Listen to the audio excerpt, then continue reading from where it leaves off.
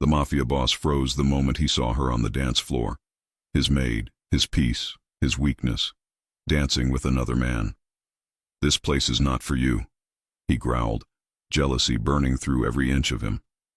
But what he did next shocked everyone in the club, and even more when he discovered the stranger she was dancing with was her brother. The second Pietro Conti saw her, the music stopped making sense. He stood on the upper balcony of the nightclub, tall, broad, dressed in a black button-down and dark slacks, looking down at the packed dance floor. Neon lights flashed against his sharp jaw and cold expression, but nothing about him looked distracted. His attention was locked on one point, one person, Lily Parker, his maid, his routine, his quietness after long days, the woman he tried not to want, and she was dancing in the middle of a crowd as if she belonged to this world. Her black dress hugged her body in a way Pietro had never seen inside his penthouse. Her hair framed her face, her skin glowing under the lights. She laughed at something the man next to her said, and Pietro watched that man place a hand on her waist. Everything inside Pietro stopped. His bodyguards continued talking, but he didn't hear a word. His eyes narrowed, his chest tightened, and something hot and possessive rose inside him with a speed that startled even him. She was with a man. She came here dressed like that. She came here without telling him. He didn't have the right to expect anything from her. He knew that. But knowing didn't change the way jealousy surged through him like a punch. "Boss, they're waiting for you in the VIP room," one of his men said. Pietro didn't answer.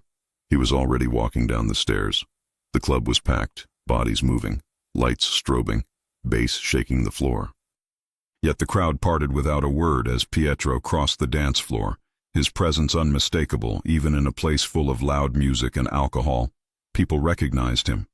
People moved out of his way, but Lily didn't see him coming. She was still dancing, still laughing, still letting that man hold her like he had any right to touch her. Pietro reached them in 3 long steps, his hand closing around Lily's wrist before he even realized he'd done it. She gasped and turned, eyes widening. "Pietro?" she breathed, shocked. "What are you doing here?" "What am I doing here?" he repeated, voice low and angry. "What are you doing here dressed like that?" The man beside her stepped forward. Pietro's bodyguards tensed. Pietro didn't care about any of them. He was focused only on Lily's face, her flushed cheeks, her chest rising fast from dancing. "This place is not for you," Pietro said. Every word was tight, jealous, and impossible to hide. "You don't belong here with strangers putting their hands on you." Lily pulled her wrist from his grip, her chin lifting.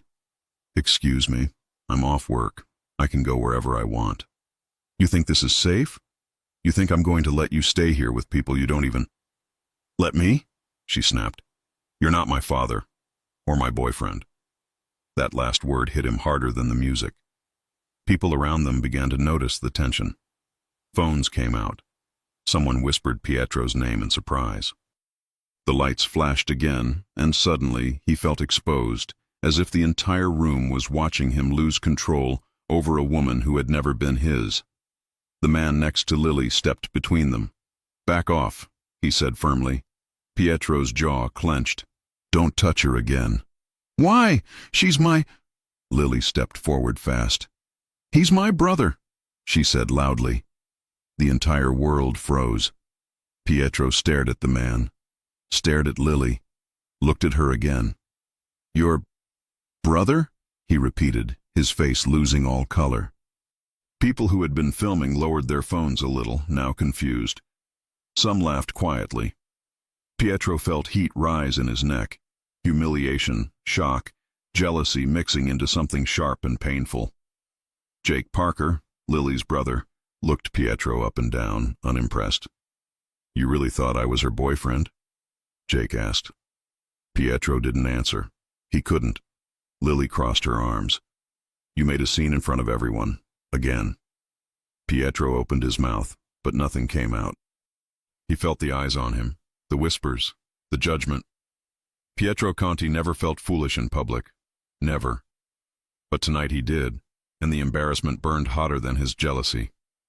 "Lily," he tried, quieter now. "I didn't know. I thought—" You didn't ask, she said sharply. You just assumed, like always. Jake placed a hand on Lily's shoulder. Pietro didn't miss the protective way he did it. And Pietro, for the first time in years, felt completely out of place. Lily turned away from him. I'm going home, she said. I work in the morning.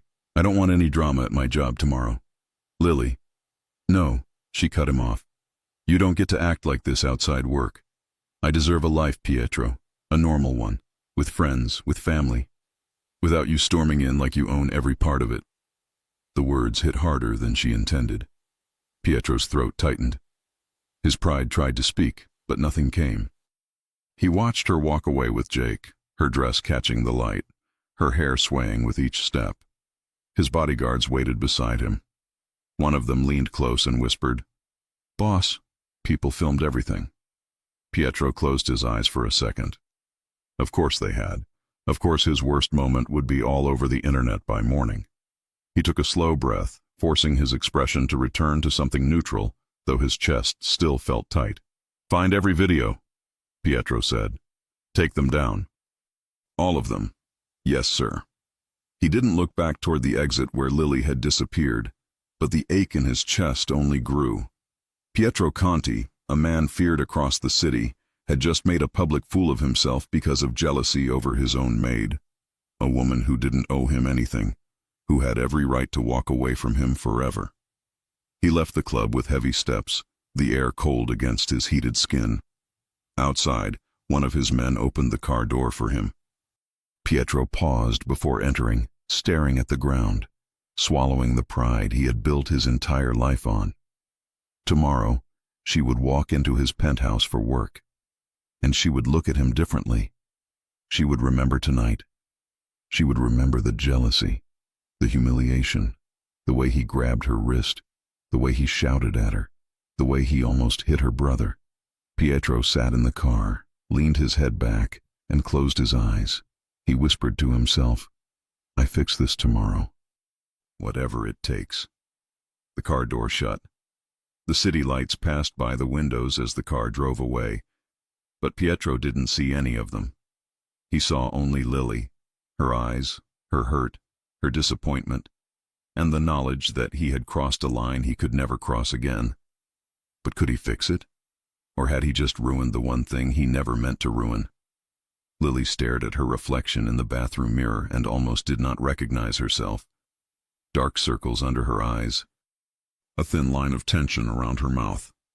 Her hair was tied back in a simple ponytail, nothing like the styled waves from the night before. She had barely slept. Every time she closed her eyes, she saw Pietro in the middle of the nightclub, his hand on her wrist, his angry face. The way people watched, recorded, laughed. She splashed cold water on her face and forced a slow breath. You need this job, she whispered to herself. You go. You do your work. You set boundaries. That's it. No matter what happened, she was not going to cry in front of him. She put on her simple uniform, a fitted black dress with short sleeves and an apron around her waist, modest and neat. She grabbed her bag, locked the door of her small apartment, and stepped into the chilly morning. The city was awake. Cars passed. People hurried. No one knew that the man whose name ran through the underworld had shouted at her in a crowded club. No one knew she worked in his penthouse. No one knew that. For a few seconds last night, his jealousy had felt sharp enough to cut away the ground under her feet. She took the train as usual. She held the pole, stared at the floor, and tried not to think about what waited at the top of that private elevator. Would he pretend nothing happened? Would he fire her? Would he say she was out of line? By the time she reached his building, her stomach was tight. The marble lobby was quiet. The security guard at the desk gave her a quick nod. Morning, Lily, he said. Morning, she answered. She swiped her badge and walked to the private elevator that went straight up to Pietro Conti's penthouse. The doors closed and soft music played in the background. She pressed her lips together, watching the numbers climb. 19, 20, 21. She adjusted her apron with nervous fingers. When the doors slid open, the familiar space of the penthouse greeted her. High ceilings, floor-to-ceiling windows with a view of the city. Clean lines, neutral colors, expensive furniture arranged in a way that looked effortless. Usually the place made her feel calm, safe. Tonight, it felt like a test. A few other staff members were already there, moving quietly. "Hey, Lily," one of the housekeepers whispered. "Rough night." She forced a little smile. "You have no idea." They exchanged a look that said enough. Lily headed straight to the kitchen. She tied her apron tighter and began her routine, checking the fridge, taking out ingredients, filling the large coffee machine with fresh beans. Her hands moved automatically. Eggs, bread, fresh fruit, bacon, orange juice. Her mind was not automatic at all. She kept hearing his voice from the club. "This place is not for you. You don't belong here dressed like that." Her jaw tensed. She heard footsteps before she saw him. The movement in the hallway changed. Conversations dropped to whispers. The house seemed to register his presence in a quiet way. Pietro Conti was awake. Lily's heart sped up. She kept her back to the doorway and focused on the pan. She would be professional. She would be calm. She would not bring up last night. If he wanted to talk, he could come to her. "Lily," his voice came from the doorway. She froze. Slowly she turned around. Pietro stood there in dark slacks and a white dress shirt, sleeves rolled up to his forearms. No tie, top button undone. His hair was slightly messy, as if he had run his hand through it several times. His eyes were tired. He looked at her like she was the only person in the room. "Good morning, Mr. Conti," she said, tone formal. He flinched just a little at the title. "I need to talk to you," he said. His voice was lower than usual, less cold. "In my office." Her fingers tightened around the spatula. "I have breakfast to finish." "I already told Rosa to handle it," he said. "Please." She didn't like that word coming from him. Please. It cut through her anger and touched something she wasn't ready to admit. Lily glanced at the older cook, who gave her a quick nod. "Go," Rosa whispered. "I've got this."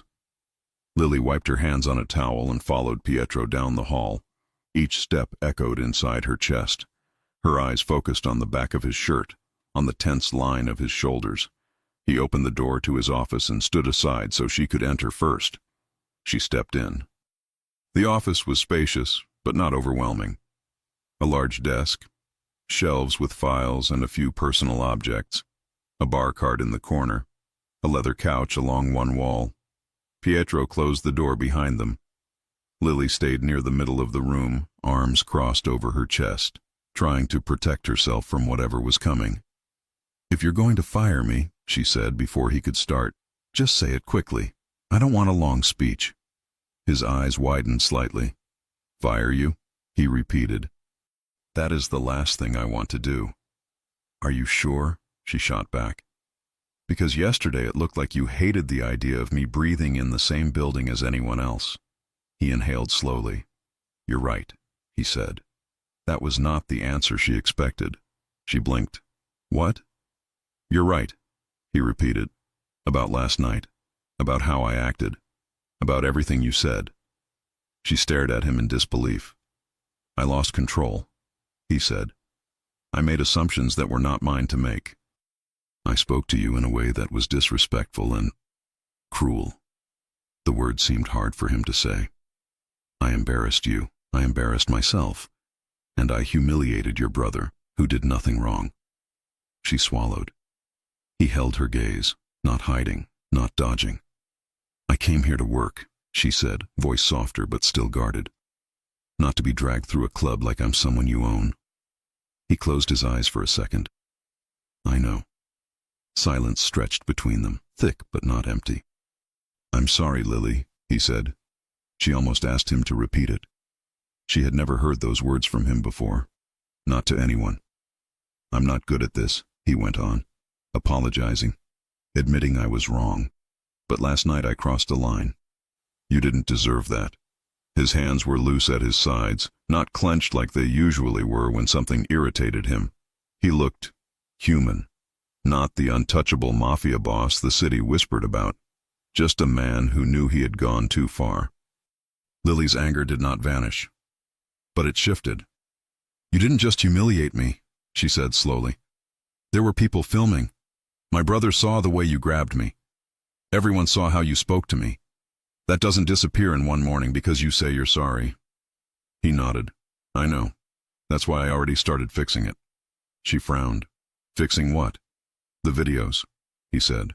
"My people are taking them down. Any account that posted the scene will receive a visit or a call or an offer they will not refuse. It may take time, but I won't stop until every video is gone." She stared. "You're serious?" she asked. "Yes." She pressed her lips together, trying not to show how much that effort meant to her. "This is not about my reputation," he added. "It's about yours. You work here. I don't want anyone turning your name into some joke online because of my stupidity." Her eyes burned for a second, but she blinked it away. "Why do you care so much?" she asked. "I'm your maid." His jaw flexed. "You're not just my maid," he said, voice low. Her heart skipped once. He took a step closer, careful, slow, as if he didn't want to corner her. "You are the person who keeps this place running," he said. "You are the first face I see most mornings, and the last one before I shut my eyes at night. You know how I take my coffee without me telling you. You notice when I'm 10 minutes late, and you save my dinner so it doesn't get cold. You turn off the lights when I fall asleep on the couch with my files open. You listen when I say nothing." He swallowed. "So no," he said. "You are not just my maid." Her chest tightened. She stepped back half a step, needing space from the intensity in his eyes. "You still don't get to control what I do outside work," she said, even though her voice was softer now. "I decide where I go. I decide what I wear. You had no right to talk to me like that." "I know," he said again. "That's why I'm standing here now. Not as your boss. As a man who knows he hurt you and is asking for a chance to make it right." His honesty was disarming. Lily let her arms drop slowly. "I felt so small last night," she admitted, surprising herself with the confession. "You walked in, and it was like everything about my night, everything about my life, suddenly belonged to you." People stared at me like I had done something wrong just for dancing, for smiling, for being a woman in a dress. A flicker of pain crossed his face. "I never wanted to make you feel small," he said. "I only saw red. I saw some man's hands on you and my mind stopped working." "Jake is my brother," she reminded him. "Yes," he said, "and he was right to stand between us." She remembered the moment Pietro almost hit Jake, the tension in his shoulders, the fury in his eyes. It made her stomach twist a little to replay it. "He thought I was your boyfriend," Jake had told her later, half amused, half annoyed. "That guy is crazy about you." She pushed that thought away. "There is a line," she said, "between caring and controlling. What you did last night crossed that line." "I know," he said quietly. His shoulders lowered slightly, as if he was putting down something heavy. "What do you want from me, Lily?" he asked. "Tell me. If you want to leave this job, I'll understand. I'll make sure you get a recommendation, help you find another place, another apartment, anything." She stared at him, startled. "Why?" she asked. "Because I'm not going to keep you here if you feel unsafe around me," he said. "I refuse to be the reason you're afraid to walk into your own workplace." Her throat tightened again, this time for a different reason. She thought about her rent, about her brother's occasional jobs, about how this job gave her stability she had never had before. She thought about the way Pietro had looked at her in the kitchen when she brought him late-night tea, the way his eyes softened when she laughed, the way he always made sure she was driven home safely when she stayed late. "I don't want to leave," she said finally. His eyes flicked up to hers fast. "You don't?" "No," she said, "but I need clear boundaries. I need to know that you understand that my life belongs to me. My body belongs to me. My nights off belong to me.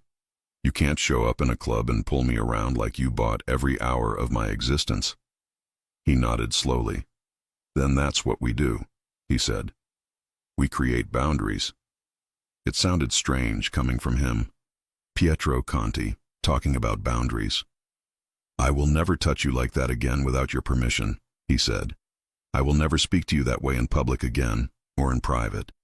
If I have a problem, I'll talk to you. Not shout at you like a drunk idiot in front of strangers." Heat crawled up her neck. "You weren't drunk," she said. "You were jealous." His mouth tightened. "Yes," he admitted. "I was." The word hung in the air between them. "I had no right to feel like you owed me an explanation about who you were dancing with," he said. "But I felt it anyway. I saw you smiling at him and it hurt." Her chest warmed in an uncomfortable way. "You barely look at me some days," she said. "You walk past me like I'm part of the furniture, and then suddenly you act like you're mine," he finished, voice barely above a whisper. She swallowed. Her pulse pounded under her skin. "I am not yours," she said quietly. "Not unless I choose to be." Something shifted in his gaze. "Then I'll give you reasons to choose me," he said. The words came out low and steady, not arrogant, not demanding. Just a promise. Lily's breath caught.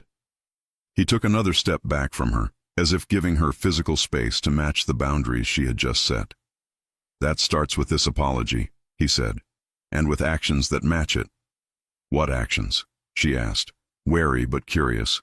"You'll see," he said, "starting today." Her brows drew together. "I'm not asking you to trust me right now," he added.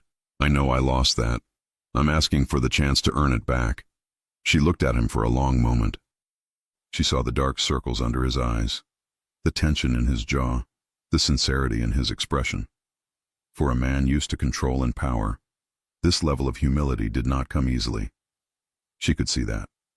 "Fine," she said slowly. "You get one chance." A brief, almost relieved breath left his chest. "One," she repeated. "You blow it, I'm done. I don't care how much you pay me. I'll walk out and I won't look back." "I understand," he said. "You deserve that." Silence settled between them again, but this time it was less sharp. "I should go help with breakfast," she said. "People will start waking up." He nodded and moved to open the door for her.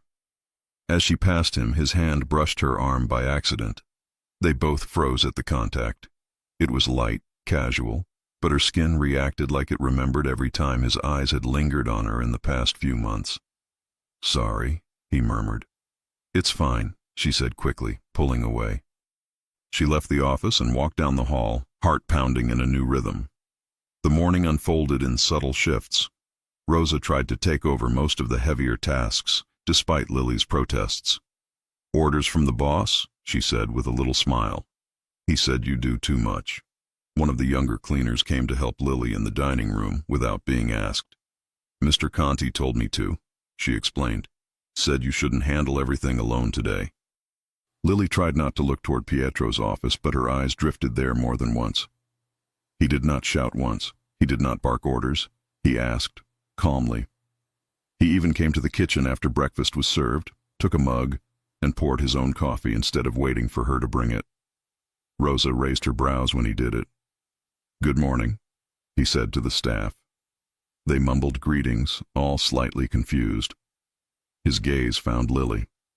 "Can I talk to you for a second?" he asked. She hesitated, then nodded. They stepped just outside the kitchen, near the hallway wall. He did not corner her. He gave her space. "I spoke to Jake," he said. Her eyes widened. "What?" "This morning," he continued. "I asked one of my men to bring him to a cafe near his place. I wanted to apologize in person." Lily stared at him, speechless. "I told him I was wrong," Pietro said. "That I overreacted. That I shouldn't have raised my hand or my voice. I thanked him for looking out for you. I also told him that if anyone ever bothers him because of me, I'll handle it." Her throat tightened again. "What did he say?" she asked. "He said I'm lucky you didn't throw a drink in my face," Pietro replied, a faint corner of his mouth lifting. She huffed, almost a laugh. "That sounds like him," she said quietly. "He also said something else," Pietro added. "What?" He said you've been hurt before, Pietro said, by men who didn't respect you. He told me that if I ever treat you like they did, he'll be the one I have to answer to. Not with fists, with what he called public humiliation. Lily covered her mouth for a second, half horrified, half moved. He really said that? She asked. Yes, Pietro answered, and he was right. Emotion swelled inside her chest. I gave him my word, Pietro said. I'm giving you the same one. She looked up at him. His eyes were steady, no sign of mockery or games. Okay, she said softly. Thank you. He nodded once. I'll stop bothering you now, he said. I know you have work to do. He walked away, leaving a strange warmth behind him. The rest of the day passed in a new rhythm. He kept his distance physically but not emotionally. He asked if she needed anything. He checked if her shift was too long. He told the driver to wait for her downstairs so she wouldn't have to take the train home late. When she tried to protest, he raised a hand. You said boundaries, he reminded her. You didn't say I couldn't make sure you get home safely. Her lips pressed together, but she accepted it. By night, her body was tired, but her mind was calmer. She showered in the small staff bathroom, pulled on a simple t-shirt and soft shorts, and walked down the quiet hallway toward the staff rooms. The penthouse was dark except for a few lamps. The city lights outside pressed against the windows. Most of the staff had already gone home. Only a couple of night guards remained near the entrance. Her room was at the end of the hallway. She reached for the doorknob and felt something under her fingers, a folded piece of paper. Her heart jumped. She took it, glancing down the hallway to see if anyone watched. No one did. She opened the note.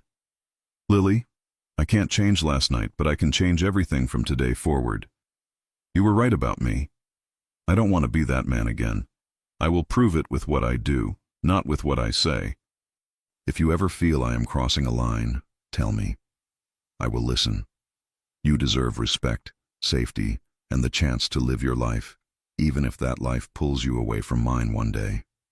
I hope it doesn't. Pietro. Her throat closed up. She read the note twice, then a third time. He hoped her life would not pull her away from his. She held the paper against her chest for a moment, breathing slowly, feeling a warmth spread through her body that had nothing to do with anger or humiliation. He had apologized. He had talked to her. He had talked to her brother. He was changing his behavior, and he was not hiding the truth. He cared. Lily folded the note carefully, as if it was something fragile, and placed it inside the drawer of the small nightstand by her bed. She turned off the lamp and lay down, staring at the ceiling. For the first time since the nightclub, she closed her eyes and did not see his angry face. She saw him in his office with his guard down. She saw his hand shaking slightly when he talked about losing her trust. She saw his signature at the bottom of that note, narrow and strong. What if he meant every word? What if this was not just guilt? What if this was the beginning of something real? Her heart beat faster with a new kind of fear, a softer one, because if he kept his promise, she had no idea how long she would be able to resist him. And if she let herself fall, would his world ever truly be safe for her? She turned to her side and closed her eyes, holding the image of his face in the doorway of the kitchen, eyes tired, voice low, saying, "You are not just my maid." Sleep came easier than she expected. In the morning, the real test would begin. Would the Mafia boss keep acting like a man who wanted to deserve her? Lily woke up before her alarm. For the first time in weeks, her mind wasn't heavy. The note under her pillow had done something she didn't expect. It softened the sharpness of her memories from the club. It didn't erase them, nothing could. But it changed the way they sat inside her. She brushed her hair, tied it back, dressed in her uniform, and left her small apartment feeling strangely nervous. Not anxious, not fearful, just aware. Aware that today might feel different. Aware that he promised actions, not words. Aware that part of her wanted to see if he meant it. The elevator doors opened to the penthouse floor, and she stepped out into a quiet morning. Sunlight poured through the windows. The sky was clear. The usual comfort returned, the smell of coffee brewing, the soft hum of staff preparing breakfast. but something was missing. Pietro wasn't in the kitchen. He was always in the kitchen early, drinking his first coffee of the day, going through files, pretending not to watch her as she moved around preparing things. Today, the counter was empty. "Morning, sweetheart," Rosa said with a little smile. "He's in his office." Lily froze mid-step. "He asked if you were here yet," Rosa added. "Twice." Lily's heart flipped. She tried to look unaffected. "He's probably just checking the schedule." Rosa chuckled. "Sure." Lily grabbed a tray and continued her routine, pretending not to listen for footsteps. But she heard them, slow, measured, unmistakable. Pietro appeared in the kitchen doorway. He wasn't dressed in his usual suit yet. Instead, he wore dark jeans and a gray sweater that made him look younger, almost relaxed. His hair was a little messy, like he had gotten out of the shower and towel-dried it in a rush. His eyes scanned the room and stopped on her immediately. "Good morning," he said. Lily swallowed. "Morning, Mr. Conti." "Pietro," he corrected softly. She hesitated. He didn't push it. He stepped inside and leaned his hip against the counter, not blocking her, not commanding space like the day before, just standing close enough that she felt the warmth of his presence. "I didn't want to interrupt you," he said quietly. "I know mornings are busy." Lily blinked. This was new. "It's fine," she said. "Do you need something?" "Just coffee," he said. "But I'll make it myself." He reached for the mug, poured the coffee, and added sugar exactly how she usually prepared it for him. The staff pretended not to stare, but everyone noticed. Pietro Conti making his own coffee was a historic moment. He sipped it, then nodded toward the hallway. "Can we talk later?" he asked. "Only if you want to." Lily wiped her hands on a towel. "About what?" "About how your day is planned, and other things." Her stomach fluttered. "Sure," she said. He nodded once, a small, almost shy movement, then left the kitchen. Rosa walked up behind Lily, whispering, "My God, he is trying." Lily glared. "Rosa." "What? It's cute." She ignored the comment, mostly because she agreed. The first half of the morning passed smoothly. By noon, Lily had organized the pantry, washed the fruit, cleaned the dining table, and replaced the fresh flowers in the living room. She didn't see Pietro again until she finished placing fresh towels in the guest bathroom. When she stepped out, he was waiting in the hallway. Not hovering. Not blocking her path. Just waiting. "Do you have a minute?" he asked. "I do," she said. He motioned toward the private lounge near his office. She followed him, feeling her heart beat a little faster with each step. He opened the door and let her enter first. The room was cozy, a small couch, bookshelves, soft lighting. He took a seat in the chair across from her, leaving space between them. "Thank you for yesterday," he began, "for not walking out." "I came because of the job," she said honestly, "but I stayed because of what you said." His expression softened. "I meant every word." Lily looked down at her hands for a moment. "So, what now?" He leaned forward slightly. "Now I prove that I can treat you with the respect you deserve," he said. "Not just today, every day." She inhaled slowly. "Okay." He nodded. "Tell me what you need from me. Be honest. Even if it's something I won't want to hear." Lily thought for a moment. "I need you to talk to me like I matter," she said. "Not like I'm just someone who cleans your house." "You matter," he said immediately. She felt that in her stomach. "I also need you to stop assuming things about my life," she added. "If something bothers you, ask. Don't explode." "I can do that," he said. "And if you're jealous," she said, trying to keep her voice steady, "don't turn it into a scene." He looked down, embarrassed. "I won't." "Good," she said. Silence settled, warm and awkward and sincere. "Can I say something now?" he asked. She nodded. "I want to know you," he said. "Not just your schedule, not just your work. You." Her breath caught. "I know your favorite tea because you make it here sometimes," he continued. "But I don't know your favorite food, or your favorite show, or what you do when you're tired or sad. I don't know what music you like, even though you danced last night like you knew every song." Her cheeks heated. He had watched her. Of course he had. She shifted in her seat. "Why do you want to know all that?" His eyes held hers with quiet honesty. "Because I care about you," he said. Her pulse skipped. She looked away for a second, unsure of how to handle something so direct. "What about you?" she asked, turning back to him. "What do you do when you're tired or sad?" He exhaled. "I work. I go to the gym. I pretend nothing's wrong." He paused. "It never helps." She stared at him, surprised. "Have you ever told that to anyone?" "No." The room felt smaller suddenly. Closer. Warmer. "You don't have to pretend around me," she said. The way he looked at her right then, as if she had said something no one ever said to him, made her chest tighten. A knock on the door broke the moment. "Boss?" one of his men called. Pietro cleared his throat. "Yes?" "Delivery for you, and a message from Ryan." "I'll be right there," Pietro said. He stood, but didn't move toward the door yet. He looked at her again. "Thank you for talking to me," he said. Lily smiled. "Thank you for listening." He left the room, and Lily let herself breathe again. An hour later, she was dusting the shelves in the living room when she heard Pietro call her name. "Lily?" She turned. He was standing near the entryway, holding a small box wrapped in simple white paper. "This is for you," he said. She blinked. "For me?" He handed the box to her gently, as if he was afraid she would drop it.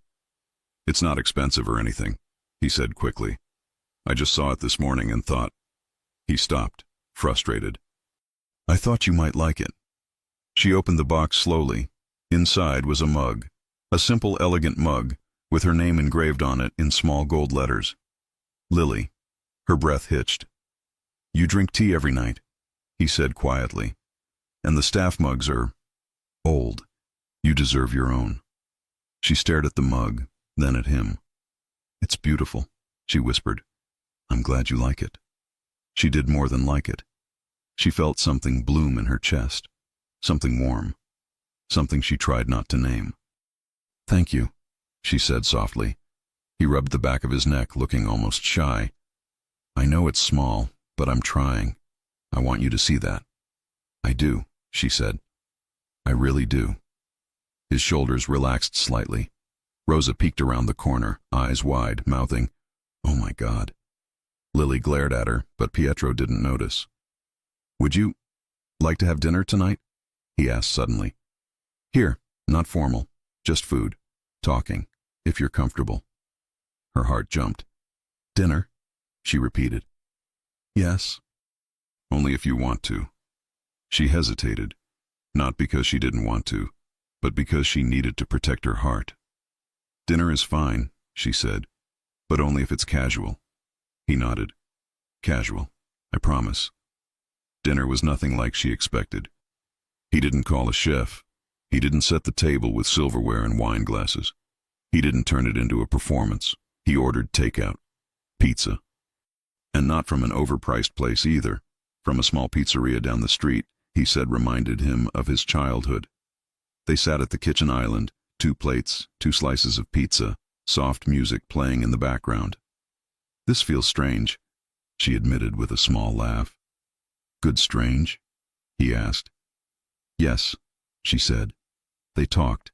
About childhood, about movies, about fears, about silly things they liked. He told her that he used to sneak into his father's office as a boy, but was always caught because he walked too loudly. She told him she used to hide candy under her bed and Jake always stole it. He listened without interrupting. She watched him soften with every story he shared.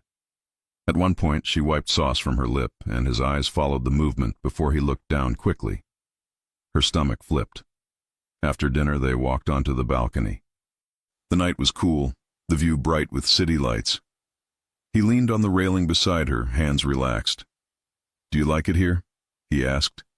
"In this job, in this house." She looked out at the skyline. "I like the stability, and the staff is wonderful, and—" She paused. I feel safe here.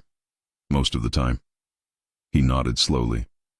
I want it to be always. The words hung in the air. They were close. Their shoulders almost touched, their hands only inches apart. Pietro looked at her, his voice low. Lily, I'm trying not to cross lines. But if I ever do... She shook her head. You're doing better. I see that. His throat moved as he swallowed. Her breath warmed the air between them. For a second, one long, suspended second, Pietro leaned just slightly closer. His eyes dropped to her mouth. Her heart hammered, but then he stepped back, jaw tightening. Not tonight, he said quietly. I don't want to rush anything. I want to earn this. He walked toward the door. Lily stood still, pulse racing. She touched her fingertips to her lips, feeling heat there even without a kiss. As he reached the doorway, he turned back. Jake messaged me, Pietro said. He wants to cook dinner for you soon. I told him I'd stay out of the way that night. She blinked. You did? Yes. He cares about you. I respect that. Her chest tightened with something soft and tender. I'll let you rest, he said. Good night, Lily. Good night, Pietro. He disappeared inside. Lily remained on the balcony for a few minutes, letting the cool air calm her racing pulse. She had expected him to try to kiss her. Maybe part of her wanted him to. But the fact that he didn't, that he stopped himself, made something deeper settle inside her. Respect, control, effort. The very things she asked for. She walked to her room and closed the door behind her. But before she lay down, she opened her drawer and looked at the note he had written the night before. Then she looked at the mug with her name on it. He was trying. And she was beginning to feel something she wasn't sure she was ready to acknowledge. But if he kept this up, if he kept being gentle, patient, attentive, if he kept showing her she mattered, how long would she be able to keep her heart from opening? She lay down slowly, closing her eyes. Tomorrow would bring more answers. But another question lingered in her mind as she drifted to sleep. If he was already changing this much, what would Pietro Conti do next to win her completely? The next days felt different in a way Lily could not ignore. Nothing dramatic happened. No big speeches. No sudden gestures that looked like they came out of a movie. Instead, there were small, steady changes that made her notice Pietro even more. He asked how she slept. He checked if she had already eaten before he sat down for breakfast. He stopped raising his voice at staff and started asking for things in a calm tone. He still carried the weight of his world on his shoulders, but he did not throw that weight at her anymore. On the third morning after their pizza dinner, Lily was arranging fresh flowers in a vase on the dining table when she heard his footsteps behind her. Lily, Pietro said. She straightened and turned around. He was in a dark blue suit, perfectly fitted, white shirt, no tie yet. His hair was styled, his jaw freshly shaved. He looked ready for something important. Good morning, she said. Good morning, he replied. His eyes flicked to the flowers. You always pick the right ones. She gave a small smile. Rosa chooses the colors. I just make them stand straight. You make everything here stand straight, he said, including me. Her cheeks warmed at the quiet compliment. He cleared his throat. I need to ask you something. Her stomach tightened. Is everything okay? Yes, he said. Better than before, actually. I have an event tonight. A formal one. I have to go. It is at a hotel downtown. She nodded. Do you need me to prepare anything before you go? Clothes? Schedule? Something for when you return? He shook his head. No, that is not what I want. He took a breath. I want you to come with me. She froze, fingers still resting on the flower stems. Come with you? She repeated. Yes, he said. As my guest. Her heart jumped hard. Pietro, I work for you, she said. Events like that are not for staff. People will talk. People always talk, he said simply. I am not asking them. I am asking you. Do you want to come? She looked at him, trying to read his expression. He looked serious, but there was a hint of something nervous in his eyes. That was new. "What kind of event is it?" she asked. "A charity gala," he said. "Officially. In reality, it is a place where people with money and influence smile at each other and make deals about things that affect the city." He paused. "Some of those people are part of my world. Some are not. I want them to see you beside me." "Why?" she asked softly. "Because you are important to me," he said, "and because I am tired of pretending I walk through life alone." Her chest felt tight in a good way. "You do not have to answer now," he added quickly. "Think about it. If you feel uncomfortable, you can say no. I will not be angry. I will understand." She stared at him for a long second. "What would I even wear?" she asked. Relief touched his eyes. "I already thought about that," he said. "There is a dress in the guest room closet. One of my contacts delivered it this morning. If you hate it, we can find another solution." She almost laughed. "You bought a dress before asking me?" "I bought a dress hoping you would say yes," he corrected. "If you say no, I will send it back." He looked at her with quiet patience. The Lily from a few weeks ago would have said no without thinking. She would have been afraid of being out of place, afraid of the judgment, afraid of what standing next to a man like Pietro in public would mean. The Lily from now remembered his apology, his note, his steady effort every day. "Okay," she said. His eyes widened slightly. "Okay?" "I will go," she said, "as your guest." Slow relief and something warmer spread across his face. "Thank you," he said. She took a breath. "There is one condition." "Name it." "You do not control how I talk, how I smile, who I greet," she said. "You can warn me about someone if you feel they are dangerous. But you do not get to bark at me across the room because you do not like the way someone looks at me." He nodded at once. "Agreed." Her shoulders relaxed. "And if I feel overwhelmed," she added, "we leave. No questions." "We leave," he confirmed. She straightened the last flower, trying to calm her racing pulse. "What time do we leave?" she asked. "The car will pick us up at 7, he said. "If you want, the stylist can help you at 5. Hair, makeup, whatever you are comfortable with." "A stylist?" she repeated. He pressed his lips together. "Too much?" She hesitated, then shook her head. "No, just new. If you do not like anything they do, you tell them to change it," he said. "You are in charge of how you look, not them, not me." Her heart softened again. "Okay," she said quietly. "Then I will be ready at 5. He allowed himself a small smile. "I cannot wait to see you." He walked away before she could answer. At 5 o'clock sharp, Lily walked into the guest room and stopped. There were people in there, a woman with a tablet, a man with a makeup case, another woman with a set of tools for hair. They all turned to her with friendly smiles. "You must be Lily," the first woman said. "I'm Natalie. He told us you might run away unless we were very nice." Lily blinked. "He said that?" "Oh yes," Natalie said with a laugh. "And he also said that if we make you uncomfortable, we never work here again, so you are safe." That made Lily relax a little. They sat her down in front of a mirror. Natalie asked what Lily liked. "Nothing heavy," Lily said. "I do not want thick makeup. I still want to look like myself.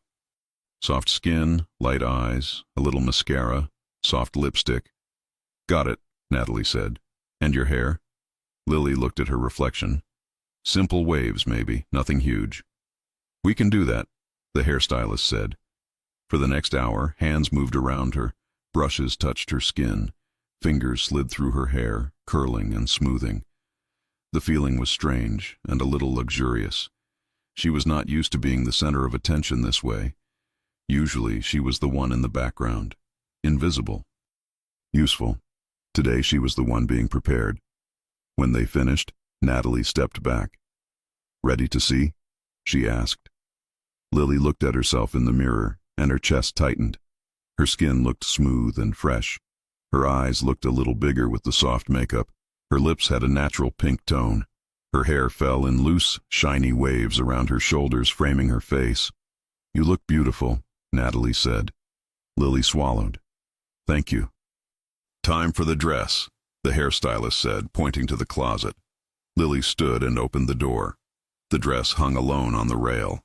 A deep emerald green gown, simple but elegant. The fabric fell in a clean line with thin straps and a modest neckline that still showed her collarbones. The waist was fitted, the skirt flowed down in a way that would move nicely when she walked. She ran her fingers over the fabric. He picked this? She asked. Yes, Natalie said. He was very clear he did not want anything too revealing. He said you should feel comfortable, not exposed. Something warm spread in Lily's chest. She changed behind the screen, then stepped out. The room fell quiet. Lily looked at her reflection. The dress fit perfectly. The color made her eyes stand out. Her shoulders looked smooth, her shape defined but not forced. She did not feel like someone else. She felt like the same person, just more polished. Natalie smiled. He is going to stop breathing when he sees you. Lily's stomach flipped. I will send a text, Natalie said. He is waiting in the hall. Lily took a deep breath, smoothed her hands down the sides of her dress, and tried not to think about the way her heart pounded. There was a soft knock on the door. Come in, Natalie called. The door opened. Pietro stepped inside and then stopped. For a moment, he did not move. He wore a black suit with a crisp white shirt and a dark tie. His hair was neatly styled, his jaw strong, his posture straight. He looked every inch the powerful man the city whispered about. But his eyes were not cold. They were locked on her with open, stunned honesty. Lily felt her face heat under his gaze. Say something, she said quietly. His mouth curved just a little. I am trying to find words, he said.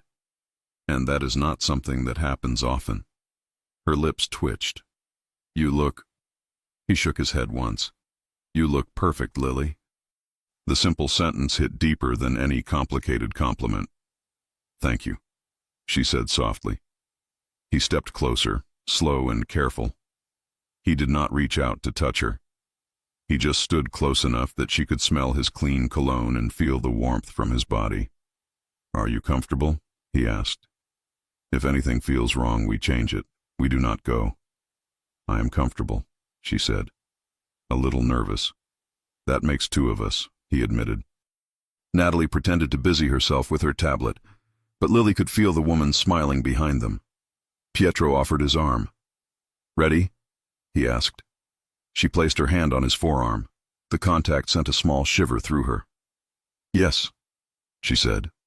The car ride to the hotel was quiet, but not tense. They sat side by side in the back seat.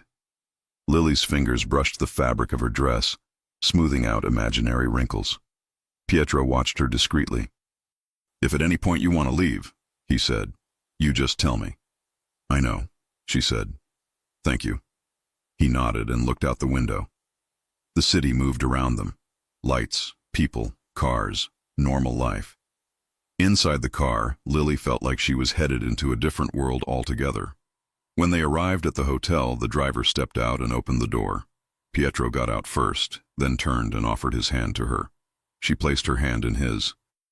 The moment her fingers touched his, he closed his grip steady and firm and helped her out of the car. The air was cool, the buzz of voices loud in front of the entrance. People in evening wear walked in and out. There were flashes from cameras near the door, journalists calling names. Pietro Conti, someone called. He did not slow down. He kept her hand in his as they walked inside, past the crowd, past the curious eyes. He did not drop her hand until they reached the main foyer, where a staff member greeted them and checked their names. Mr. Conti, the woman said with a polite smile. Welcome. And this is Lily Parker, he said without hesitation. She is with me. The woman's eyes flicked to Lily, then back to him. Her professional smile stayed in place. Welcome, Miss Parker, she said. The ballroom is this way. They followed the flow of guests into the large room. The ballroom was wide and bright, with crystal chandeliers, round tables covered in white cloths, a stage at the front where a speaker already stood, a live band in one corner playing soft music. The smell of perfume, food, and wine mixed in the air, Lily's heart beat fast, but Pietro's hand at the small of her back steadied her. "Do you feel okay?" he asked, bending his head closer to her ear so she could hear him. "Yes," she said. "It is a lot, but I am okay." "If anyone makes you uncomfortable, you tell me," he said. She nodded. They moved through the room slowly. People greeted Pietro with smiles that did not always reach their eyes. Some men reached out to shake his hand. Some women gave him long glances and then looked at Lily with open curiosity. Pietro did not let go of her. "This is new," one older man said with a knowing smile as they passed. "You never bring anyone, Conti." "Times change," Pietro replied calmly. Lily caught the way the man's eyes lingered on her dress, then on Pietro's hand at her back. She straightened, meeting his gaze without lowering her head. Pietro noticed and seemed pleased. They reached a small table near the edge of the room. "We can stay here," he said. "We do not need to sit at the front." "Are you sure?" she asked. "Do you not need to be up there with the important people?" He looked at her. "You are the important person to me." Her chest warmed again. A waiter arrived with champagne flutes. "Sparkling water for her," Pietro said quickly. "And one for me as well." The waiter nodded and changed the glasses, placing sparkling water instead of champagne. Lily smiled faintly. "You do not want to drink?" "I want to remember every second of this," he said simply. Her throat tightened. They listened to the first speech from the stage. It was about charity, funding, helping families in need. The cause was real, even if some of the people here clearly treated it like a backdrop for their own power games. After a while, Pietro leaned toward her. "Do you want to walk around?" he asked. "Sure," she said. They moved through the crowd again. A few people stopped them to talk to Pietro. He introduced her each time, not as staff, not as someone who worked for him. "This is Lily," he said. "She is with me." Some smiles were polite, some were tight. Some held curiosity that was not hostile, just surprised. Then a man stepped in front of them who made the air feel heavier. He was in his 40s, dark hair, expensive suit, a sharp look in his eyes. His smile did not match his eyes. "Conti," he said, "you clean up well." "Marcus," Pietro replied. His tone was calm but firm. "You are still alive. Congratulations." Marcus laughed. "For now." Lily did not like the way Marcus's gaze slid over her, assessing, dismissive and interested at the same time. "And who is this?" Marcus asked. "You never bring dates to these things." "This is Lily Parker," Pietro said. "She is with me." Marcus tilted his head. "With you how?" "The way that is none of your business," Pietro replied. Marcus's smile stretched. "Relax," he said. "I am only curious. Your taste is better than I expected." He looked at Lily.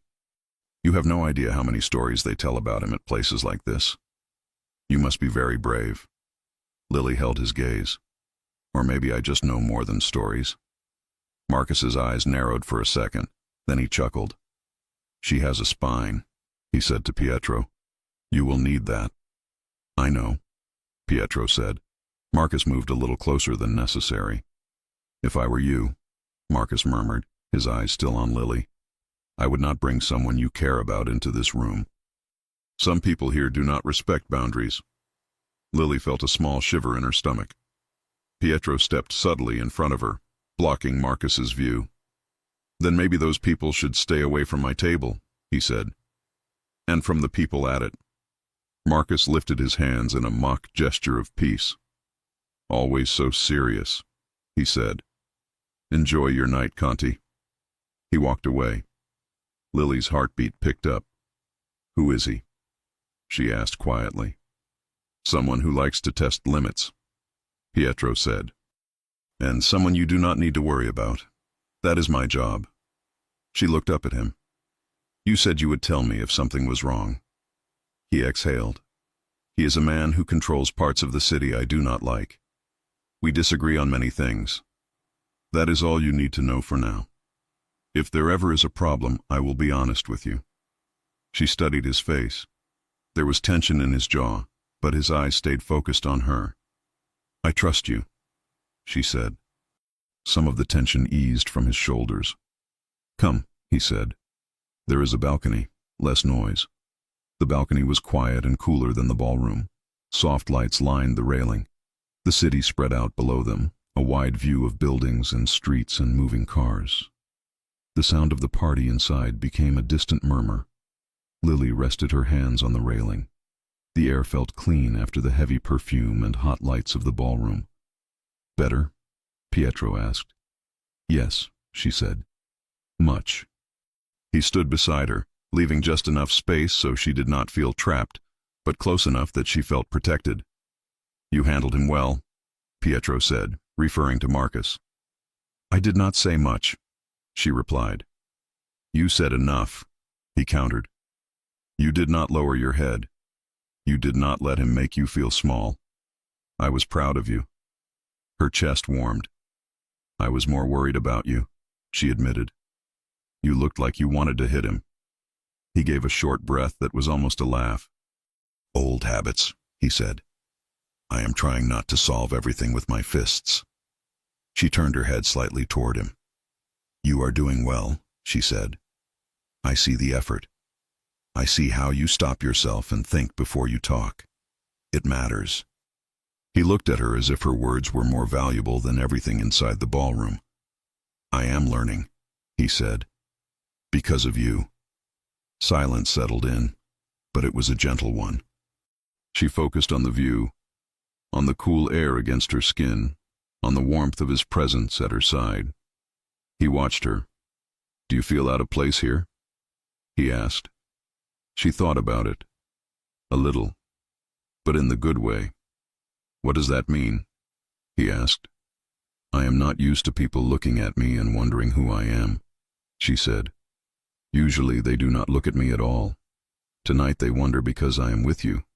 That feels strange, but I am not ashamed to be here. I do not feel less than anyone." His gaze softened.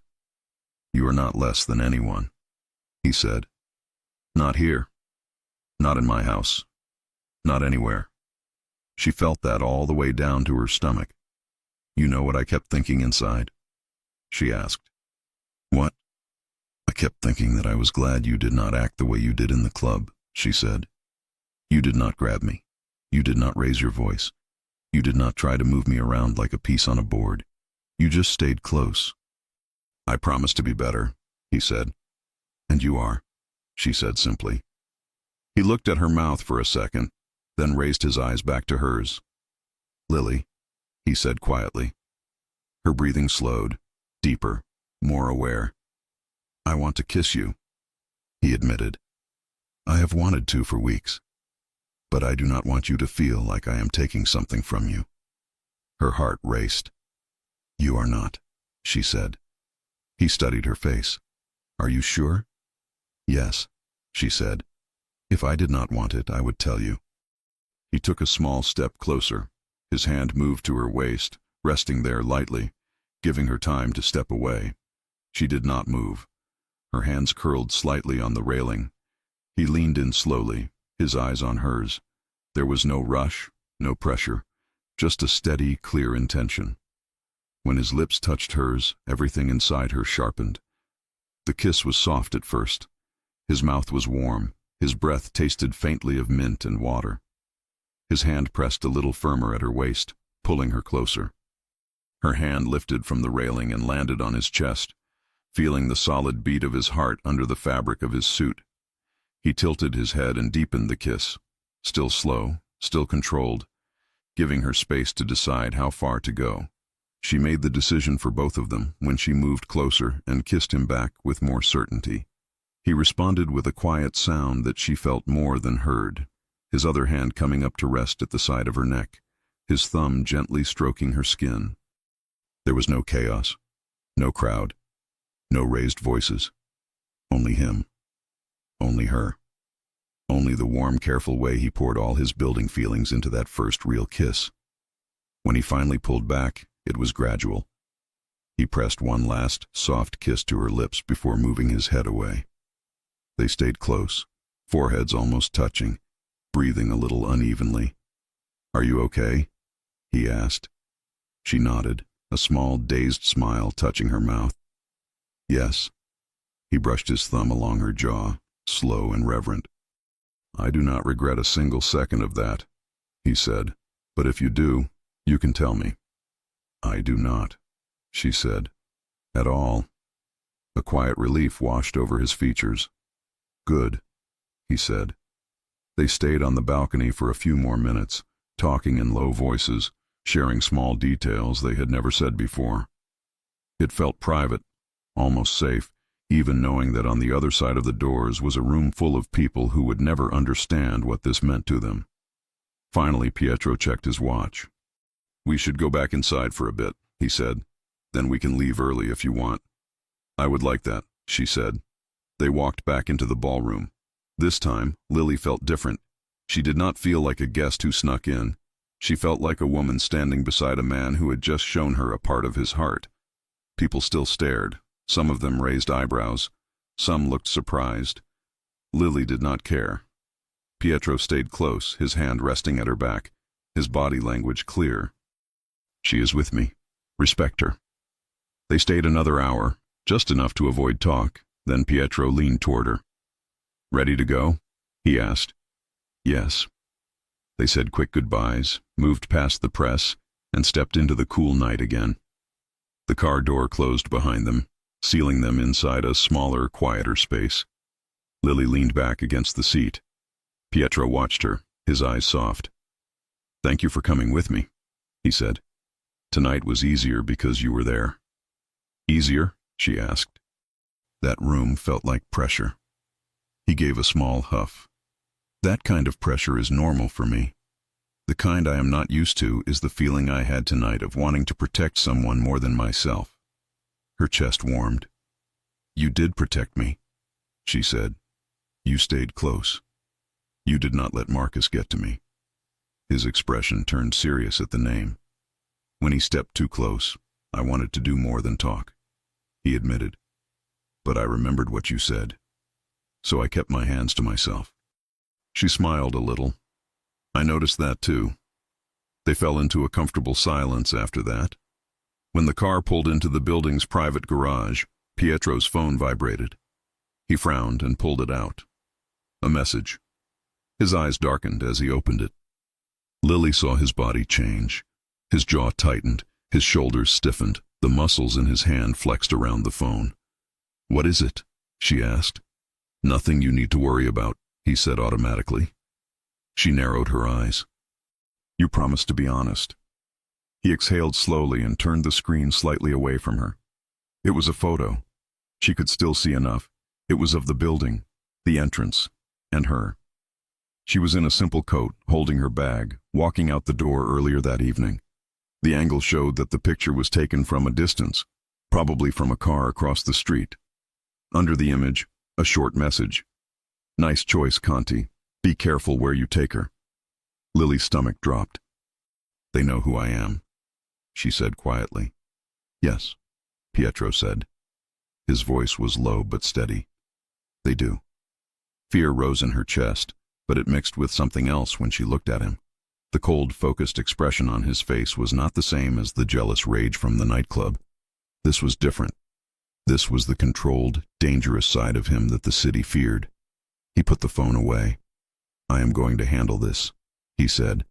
"But from now on, we do not pretend this risk does not exist." She swallowed hard. "What does that mean for me?" "It means you are under my protection now," he said. "Not as an employee, as someone I care about." Her pulse pounded. "Can your protection really stop people like that?" she asked. His eyes met hers, dark and determined. "If they try anything," he said, "they will regret it more than anything they have done in their lives." The words were calm, firm, final. The car door opened. He stepped out and turned to her, offering his hand again. She took it. As she stood in the garage, the weight of what had just changed settled on her. She was not just the maid who worked in the penthouse anymore. She was the woman who walked beside a Mafia boss in public.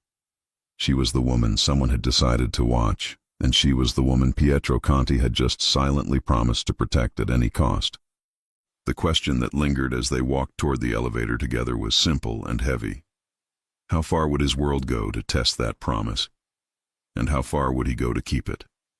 Lily barely slept after the gala. She kept replaying the balcony kiss, the way Pietro's hands felt on her waist, the way his voice softened every time he spoke to her. And then the photo, the shadowy reminder that someone out there knew who she was. By morning, she felt a mixture of warmth and unease twisting inside her. When she reached the penthouse floor, 2 new guards stood near the private elevator. They nodded at her with professional seriousness. "Good morning, Miss Parker," one of them said. She blinked. "Miss Parker?" "Yes," he said. "Mr. Conti's instructions." She stepped out of the elevator slowly, taking in the small but noticeable differences. More staff moving around, new faces she had never seen. A higher level of alertness in the air. Then she saw him.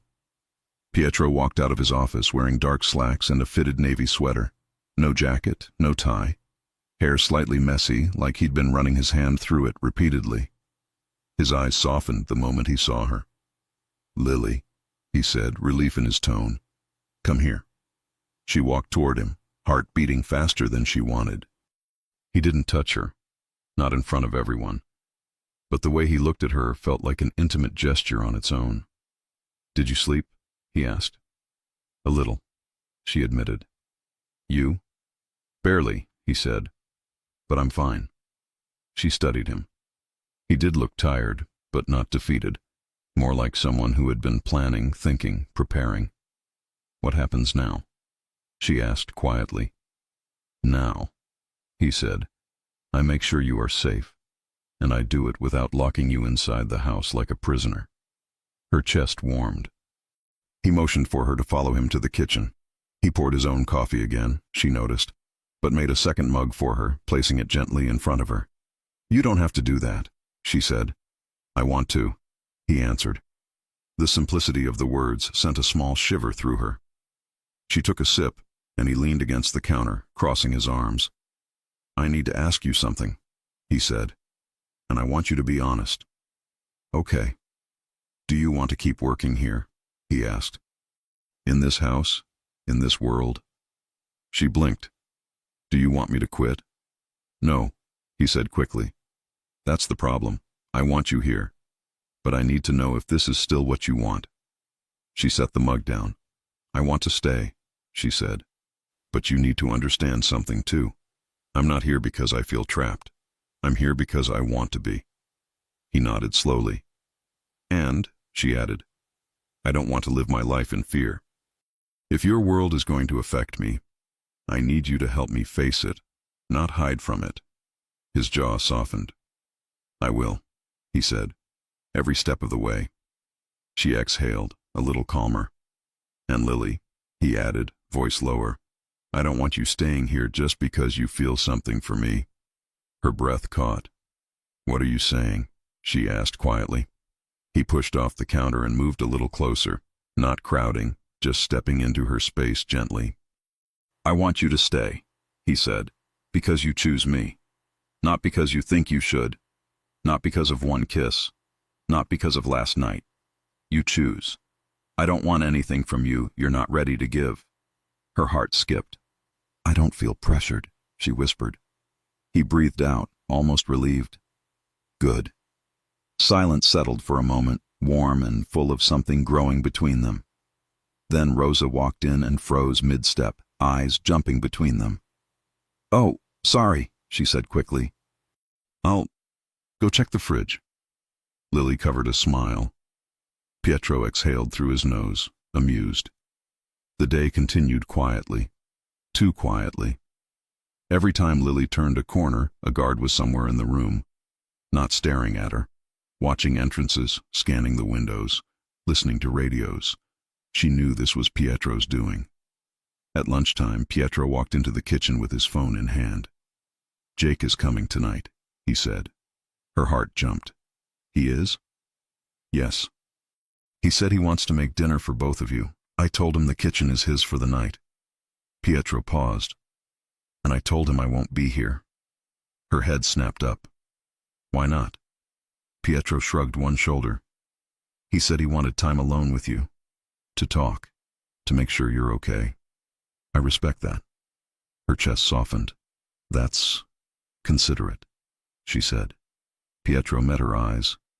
He cares about you. I would be an idiot not to listen to him. She gave a small smile. Thank you. He nodded, but she saw something in his expression. Tension, a pinch of jealousy he was trying to hide. You don't like the idea, she whispered. I don't like being away from you right now, he admitted quietly. But that's my problem, not yours. Her pulse raced. Pietro. He looked down, then up again. Lily, he said softly, I trust you, and I trust your brother. So tonight I will be out of the house doing what needs to be done, and you will have dinner with him. That's how this works. I don't get to isolate you just because I'm jealous. She swallowed. He was trying so hard. It made her chest ache in the best way. Before she could answer, he stepped back. But before I go, he said, I need to show you something. He pulled out a small keyring. Not for doors, but for electronic access cards. This is an emergency badge, he said. It gives you access to the safe room in the penthouse. If anything happens, even if you think it's a false alarm, you go there. Her stomach tightened. Is it that serious? She asked. For me, he said, you are that serious. Her breath caught. He handed her the badge. She held it, feeling its weight. You really think something could happen? She asked. I think it's better to be careful, he said, and I think you deserve to feel prepared. She nodded and slipped the badge into her apron pocket. He watched her quietly, then took a step closer. Lily, he said, I don't want to scare you. I'm not scared, she whispered. I'm just processing. His eyes softened. If you ever feel unsafe, he said, I will come to you, no matter where I am. Her pulse fluttered. I know, she said softly. I believe you. He exhaled, relief loosening his shoulders. Jake arrived at 6. Lily opened the door before the guards could, and Jake wrapped her in a huge hug. You look less stressed, he said, pulling back. That's good. She smiled. I am less stressed. Jake looked over her head right as Pietro appeared in the hall. The two men nodded at each other. Jake, Pietro said calmly. Conti, Jake replied. Thanks for letting me cook. Thank you for being here, Pietro said. She needs family. Lily felt her eyes warm. Jake crossed his arms. We'll talk later, you and I. Pietro nodded once. I expected that. They weren't friends, but there was respect, and that was enough. Pietro turned to Lily. I'll be back late, he said. If you need anything, call. She looked up at him, trying to keep her voice steady. Be careful. His eyes softened. I will. He was about to turn away but paused, just long enough to gently touch her elbow, a silent promise before he left. She felt the warmth long after the door closed behind him. Dinner with Jake was full of laughter. He chopped vegetables too loud, dropped a spoon twice, and almost burned the garlic. You nervous? Lily teased. Shut up, he muttered. Your boss scares me. He isn't my boss right now, she said. We're something else. Jake stopped cutting. Something else? He repeated. Are you two? Lily bit her bottom lip. It's complicated. Jake stared at her, then sighed. Do you like him? He asked. She hesitated. Yes, she admitted. More than I should. Jake set the knife down. He better deserve you, he said. Because if he breaks your heart, I'm punching him. She laughed, a little teary. Please don't. Then he better behave. He served them pasta, simple and imperfect but comforting. They talked about childhood, memories, his new job applications, and how different her life was in this penthouse. Then Jake leaned back. So you kissed him, he said. Lily choked. Jake! What? Big sister moment. I need details. She covered her face, laughing. I'm not telling you details. He rolled his eyes. Fine. But if he hurts you, he won't, she said softly. Jake saw something in her expression that made him stop talking. "You love him," he said quietly. She froze. "I don't know yet," she whispered. "But I care about him. A lot." Jake nodded, understanding. "Then I hope he earns it." Jake left a little before 10, hugging her again and promising to visit soon. When the door closed, Lily turned and froze. Pietro was there. He stood near the hallway, jacket off, sleeves rolled up, eyes tired but soft when they landed on her. He had just returned. Her pulse jumped. "You're back," she said quietly. "Yes," he said. 10 minutes ago." He walked toward her slowly. "Is everything okay?" she asked. "It is now," he said. She swallowed. "What did Jake say?" Pietro asked. "A lot," she replied with a small smile. "Do I need to worry?" "No," she said. "He wants you to treat me well. That's all." Pietro exhaled. "I will." They stood facing each other for a moment. Then Pietro stepped closer and gently brushed a hair behind her ear. "Did you miss me?" he asked quietly. Her breath caught. She could lie. But the truth slipped out before she could stop it. "Yes." His eyes darkened with something warm and intense. He cupped her cheek with one hand, slow and careful. "Good," he whispered, "because I missed you too." Her pulse raced. "Lily," he said softly, "can I kiss you?" She nodded once, breath shaky. "Yes." He didn't rush. He leaned in slowly, letting her feel every inch of closeness before his lips touched hers. The kiss was deeper than the one on the balcony. Slow, warm, full of emotion that had been building with each day he tried to be better. His thumb stroked her cheek as his other hand slid around her waist, pulling her closer. She wrapped her arms around his neck, feeling his body relax against hers. He kissed her like he was memorizing her, like he wanted to learn every way her lips moved against his. There was no fear, no hesitation, no shadows of the past few days. Only him, only her, only the quiet, growing certainty between them. When he finally pulled back, he rested his forehead against hers. "Lily," he whispered, breath warm on her lips, "I'm falling for you." Her heart squeezed. "Pietro," she whispered back, "I think I'm falling too." His eyes closed for a second, like he needed the moment to steady himself. Then he looked at her, voice low and full of promise.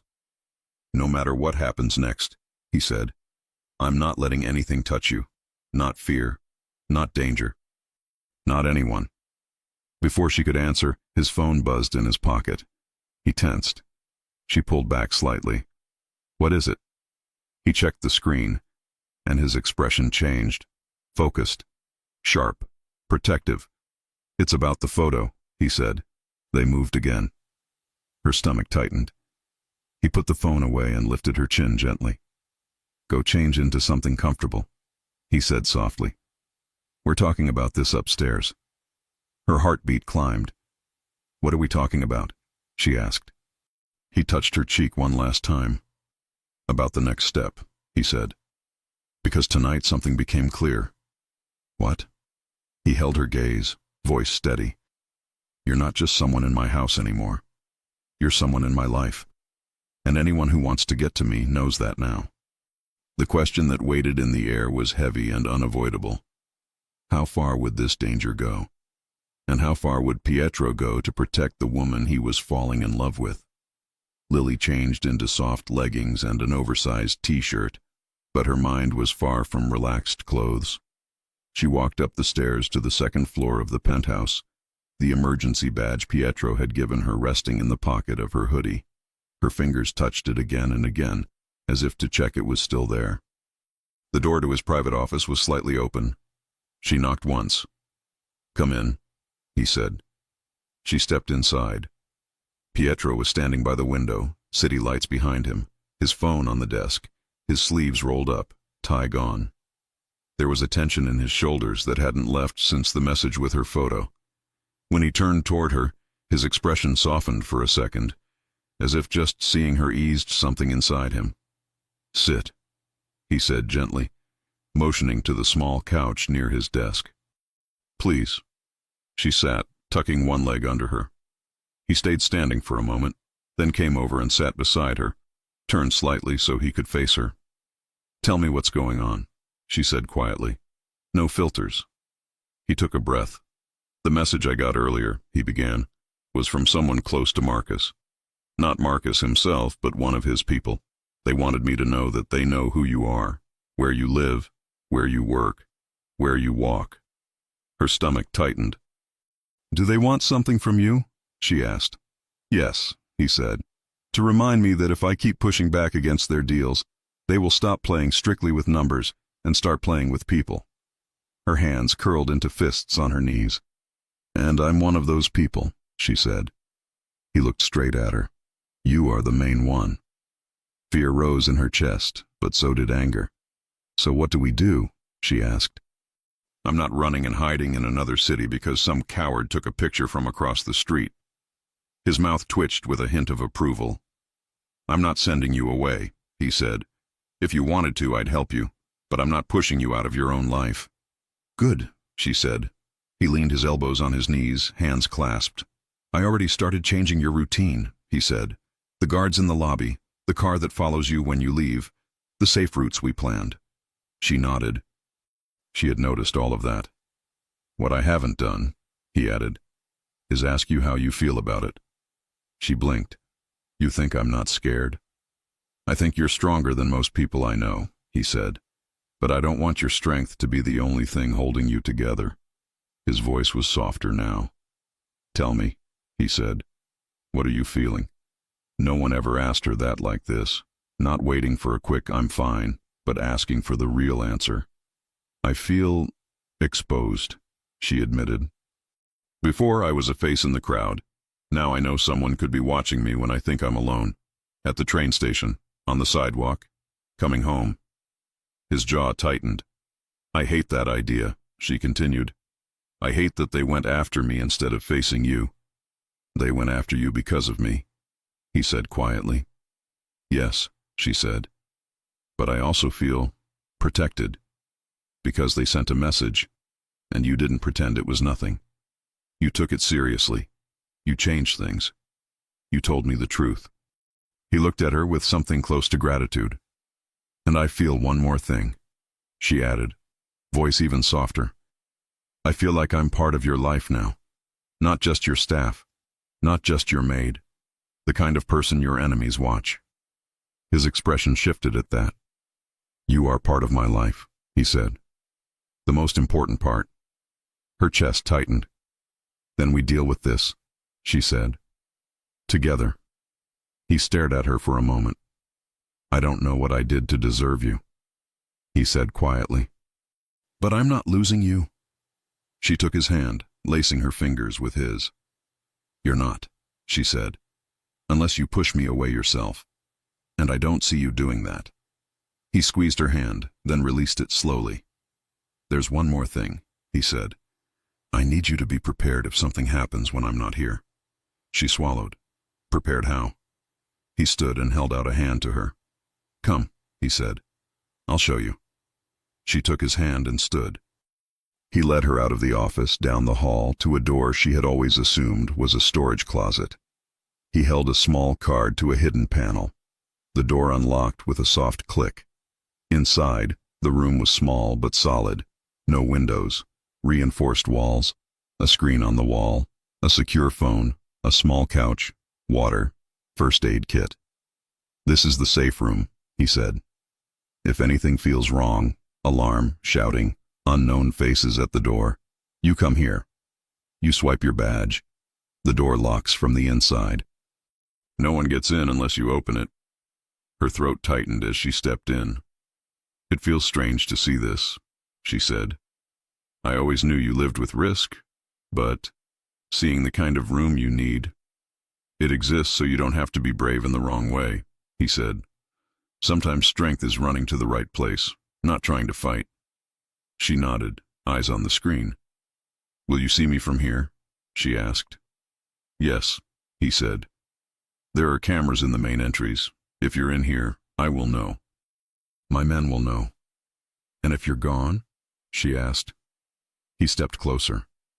If I'm gone physically, he said, I'll still get alerts. You won't be alone, Lily. Not for a second. She looked up at him. The seriousness in his eyes, the way his voice stayed steady, calmed her more than the room itself. Okay, she said. I understand. He searched her face. Does this make you want to leave? He asked quietly. She thought about it, about the photo, about the message, about the safe room. No, she said. It makes me want to stay and see how far we can go. His chest rose with a slow breath. Then we go as far as we can, he said. The next days were a strange mix of normal routine and constant alert. She still made breakfast, still arranged flowers, still folded his shirts and placed them in his closet, still heard his voice in the hallway and felt that same pull in her chest. But she also noticed the small radio in the guard's ear when she stepped outside. Noticed the black car parked a few spaces down from the building entrance whenever she left. Noticed how Pietro's eyes always checked the room before he relaxed. One afternoon, she went with Rosa to a small market down the street. A guard followed at a distance, pretending to be a man checking his phone. At first, Lily felt watched. Then she felt safer. They're not here to control you, Pietro had said. They're here to protect you. She repeated that to herself every time she saw a dark jacket near the corner of her vision. They were halfway back from the market, bags of groceries in hand, when the guard suddenly stepped in front of them. Inside the car, he said calmly, Now. Rosa stiffened. What's going on? Inside, he repeated. Please. Lily's heart jumped. Is something wrong? He opened the back door of a nearby SUV. Get in. Her pulse raced, but she obeyed, helping Rosa climb into the back seat first. The guard closed the door behind them, then got into the front. The engine started. The SUV pulled away from the curb more quickly than usual. Tell us what's happening, Lily said, trying to keep her voice steady. The guard checked the mirror. There was a car parked across from the building again, he said. Same license plate as 2 days ago. 2 men inside. They left when you did. Ryan thought it was too much of a coincidence. Ryan, Pietro's right-hand man. Are they following us? Lily asked. Not anymore, the guard said. Another team is handling that. My job is to get you home without walking on the street. Rosa gripped Lily's hand. Lily took a slow breath. Her stomach tightened, but she refused to let panic take over. Are we safe right now? She asked. Yes, he said. Doors are locked, windows tinted. You're okay. She nodded, focusing on her breathing. A few minutes later, they drove into the private garage entrance. The guard escorted them to the elevator, making sure no one else was around, then rode up with them. By the time they stepped into the penthouse, Lily's legs felt a little weak, but she walked straight. Pietro was already in the living room, tension pouring off him. Ryan stood near the window, phone in hand. When Pietro saw Lily, his shoulders dropped with visible relief. Are you okay? He asked, crossing the room in quick, controlled steps. Yes, she said. We're fine. He stopped right in front of her, eyes scanning her face. Then Rosa, then back to her. What happened? She asked. He looked at the guard. Tell her. The guard explained again, shorter this time. Pietro listened, jaw tight. Did they follow? Lily asked. No, Ryan said. We picked them up 3 streets away. They didn't get close to the car, but they had a camera. Lily's stomach turned. A camera? Yes, Ryan said. We're trying to track where the images go. They're not posting them publicly. That means someone wants to keep them private. Someone who liked having that power. She wrapped her arms around herself. Pietro saw the movement and shook his head. Come here, he said quietly. She stepped closer. He wrapped his arms around her slowly, giving her time to pull away. She didn't. She pressed her face against his chest, breathing in his scent. His hold tightened, strong and steady. You did nothing wrong, he said in her hair. You went to buy groceries. They crossed a line. Not you. She nodded against him. Rosa quietly disappeared into the kitchen, giving them privacy. After a moment, Pietro pulled back enough to look into Lily's eyes. "I'm sorry," he said. "This isn't your fault," she said. "It is," he said. "You are in danger because of me." "I'm also protected because of you," she replied.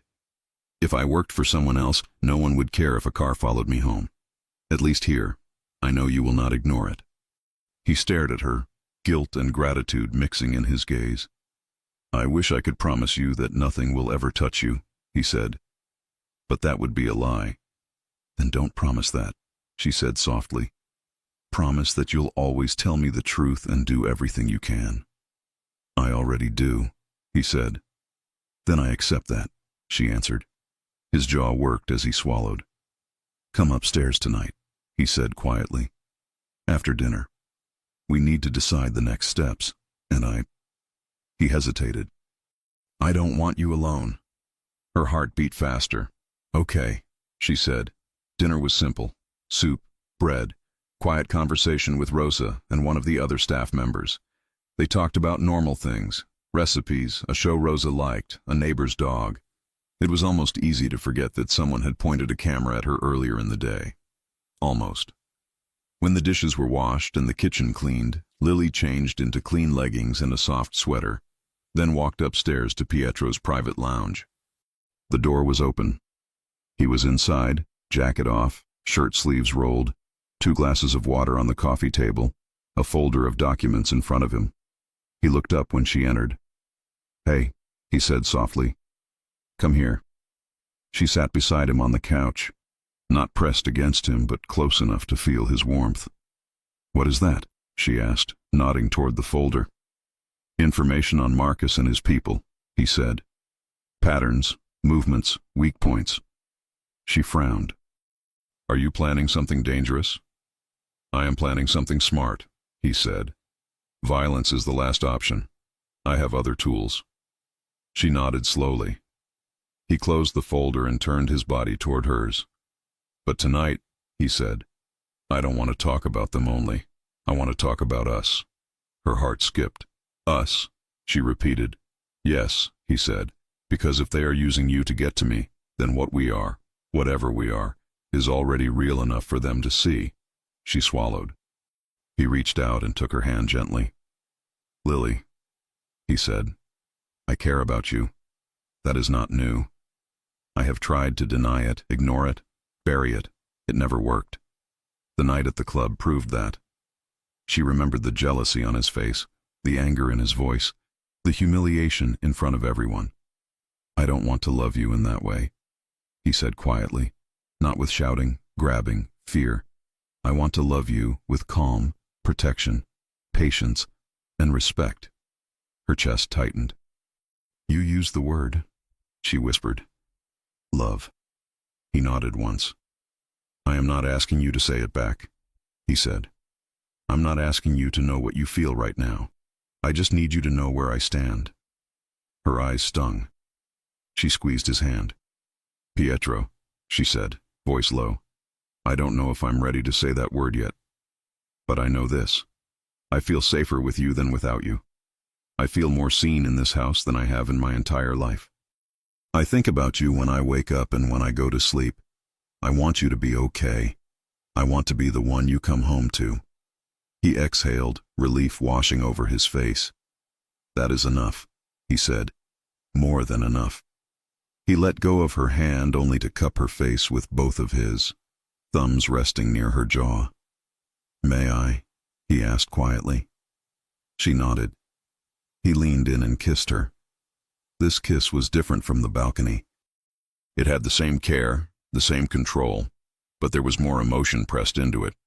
Months of tension, days of fear, hours of holding back. His lips moved against hers slowly, giving her time to feel each second. She slid her hands up his chest to his shoulders, then around his neck, pulling him closer. He responded with a low sound that came from deep inside him, his hands moving back to her waist, then up her back, holding her like he never wanted to let go. He broke the kiss, only to press his forehead to hers, breathing harder than before. "You have no idea what you do to me," he said, voice rough but gentle. She smiled, a little breathless. "I have a guess," she whispered. He chuckled softly and kissed her again, shorter this time. They stayed like that for a while, kissing, talking in low voices, touching without crossing the line into anything explicit, just discovering the comfort of each other's bodies and the calm that came from being close. At one point, she rested her head on his chest. His hand moved in slow strokes along her arm. "How is your heart?" he asked quietly. "After today?" "Still beating," she said. "Stronger than I thought." "And your mind?" he asked. "Tired," she admitted, "but clear." "And your trust in me?" he asked, voice lower. She tilted her head up to look at him. "Growing," she said. "Every day." His eyes warmed. "Good," he said, "because I need your help." "With what?" she asked.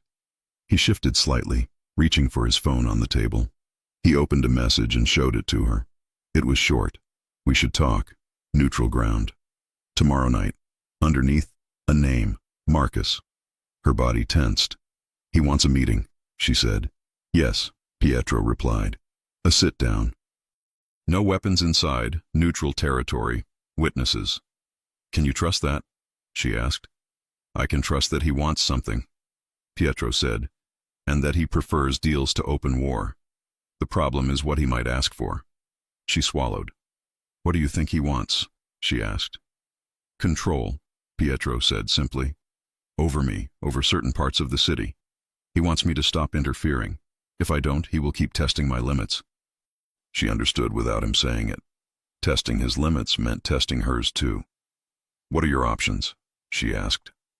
"I can refuse the meeting," he said. "But that makes things worse. Or I can go and set my own terms." She searched his face. "What do you want to do?" she asked. His eyes met hers. "I want to hear what you think," he said, "because this affects you now. I am not deciding this alone." No one had ever given her that kind of weight in a decision like this. It made her feel respected in a way she hadn't known she needed. She thought for a long moment, fingers playing lightly with the edge of his sleeve. "If you refuse to go," she said slowly, "he'll think you're afraid, or that you don't care what he does. That might make him more reckless." Pietro nodded once. "If you go," she continued, "you can look him in the eye and make your own lines clear. You can tell him what is off limits.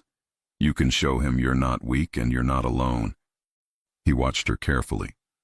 "But if you go," she added, "you come back." His jaw softened. "I plan to," he said. "I'm serious," she said. "If you go, I need to know you are not agreeing to anything that puts you deeper into this life in a way you can't get out of. I need to know you are thinking about your future, not just winning a game." He stared at her, something like admiration growing in his eyes. "You are not just in my world," he said softly. "You're changing it." She held his gaze. "Go," she said, "but go smart. Go with a plan. Go knowing what you will not give up." He nodded slowly. "There is one thing I will not give up," he said. "What?" she asked. "You," he said simply. Her throat tightened. "You can't say that if saying no to him puts everyone here in more danger," she said gently. His eyes darkened. "There is always danger," he said. "With him, with others, with the life I lead. But there are lines I won't let him cross. You are one of them." Her heart beat faster. "Promise me something," she said. "Anything," he replied. "If you feel something is off," she said, "you walk away. You do not stay there to prove a point. Pride can wait. Your life cannot." He nodded. "I promise." She believed him. He pulled her closer, pressing a kiss to the top of her head. "Get some sleep," he said softly. "Tomorrow will be a long day." "Will you sleep?" she asked. "A little," he said. "Enough." She looked up at him, then made a choice she hadn't made before. "Stay with me," she said quietly. "Just for a while. Until I fall asleep." His eyes softened in a way that made her chest ache. "Of course," he said. They moved to the guest room she sometimes used when she stayed overnight. She changed into sleep clothes while he waited in the hallway, then let him in. He lay on top of the covers, fully dressed except for his shoes and jacket. She lay beside him, under the blanket, her head on his shoulder, his arm around her. There was nothing rushed or urgent, just warmth, breathing, the steady beat of his heart under her ear. "Is this okay?" he asked. "Yes," she murmured. "More than okay." His hand traced slow, soothing lines along her arm. "You're safe," he whispered. "Right here, right now, you're safe." Her body slowly relaxed against him. "Pietro?" she mumbled, already half asleep. "Yes?" "Come back to me tomorrow," she said. He pressed his lips to her hair. "I will," he said. "I promise." Sleep pulled her under. He stayed awake a little longer, watching her face, memorizing the calm there, before finally closing his eyes.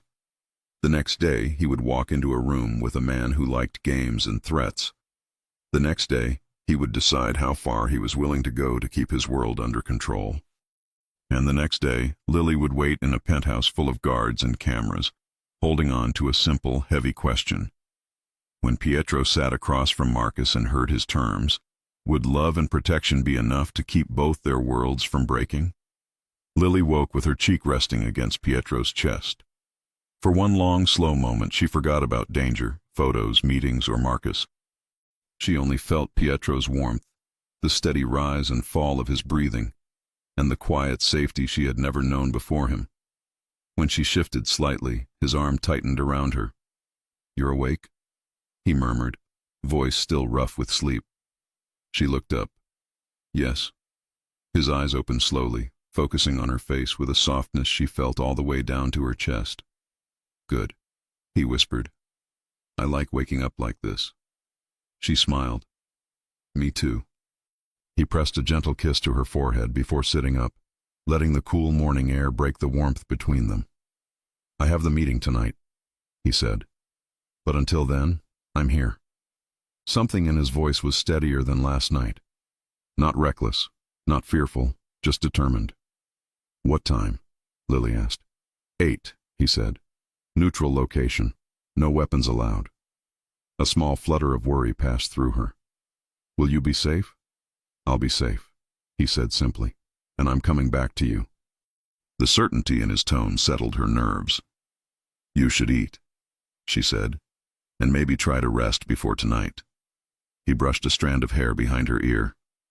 "I rest better when you're here," he said. Her heart skipped. Before she could answer, his phone buzzed on the nightstand. He checked it, frowned, then showed her. It was a message from Ryan. "Everything is ready. We'll be close." Pietro nodded once, then placed the phone down. "Don't worry," he told her. "I'm prepared." "You promise you won't go alone?" she asked quietly. "I promise," he said. "Ryan and 2 others will be nearby. They won't enter the meeting, but they'll be close enough to hear anything if something goes wrong." "And you?" she asked. He leaned forward and kissed her gently. "I'll be smarter than I've ever been," he said, "because I have something to come home to now." Her chest warmed instantly. "Okay," she breathed. "Then I trust you." He exhaled with relief. "That means everything to me." The day moved slowly. Lily couldn't focus on polishing silverware or arranging the kitchen or folding laundry. Every time she passed a window, she wondered where he would sit, what Marcus would look like, what words would be exchanged. At lunchtime, Pietro found her in the kitchen, pretending the fruit bowl needed reorganizing for the 4th time. "Hey," he said softly. She turned to him, trying not to look nervous. "I finished my calls early," he said. "Do you want to take a walk? Just upstairs. Rooftop garden, quiet. No one else there." She nodded. He took her hand, not possessive, just gentle, and led her to the rooftop terrace. The air was cooler up there, the city smaller from such height. They walked slowly along the path lined with small potted trees, their fingers brushing occasionally, warm against the breeze. "Tell me what you're thinking," Pietro said. She looked up at him. "I'm thinking I don't want anything bad to happen to you tonight." He stopped walking. Gently he turned her to face him. Lily, he said quietly, I'm not walking into a trap. I'm walking into a conversation. Marcus doesn't want war either. War makes money disappear. He wants leverage, power. He wants me to bend. And will you? She asked. His jaw tightened. No, he said, but I will be calm. I will be firm. I will not give him what he wants, but I will show him he gains nothing by coming after you. Her heart raced. And what does he gain? Pietro's expression softened. He gains stability, he said. He gains predictability. He gains agreements on neutral lines. But he does not gain control over my life. Or over you. Lily exhaled slowly, letting his voice steady her. You're really thinking clearly, she said. Because of you, he admitted. You told me not to act with pride. You told me to think about the future. I heard you. He brushed a thumb across her cheek. I want a life with you, he said. Not a constant fight. Not endless danger. You gave me a reason to choose peace. I'm not wasting that. Her eyes warmed with emotion she didn't try to hide. He leaned down and kissed her forehead again, slow and tender. You'll be here when I get back? He asked. Yes, she whispered. Waiting for you. His chest lifted with a deep breath, as if her answer gave him strength.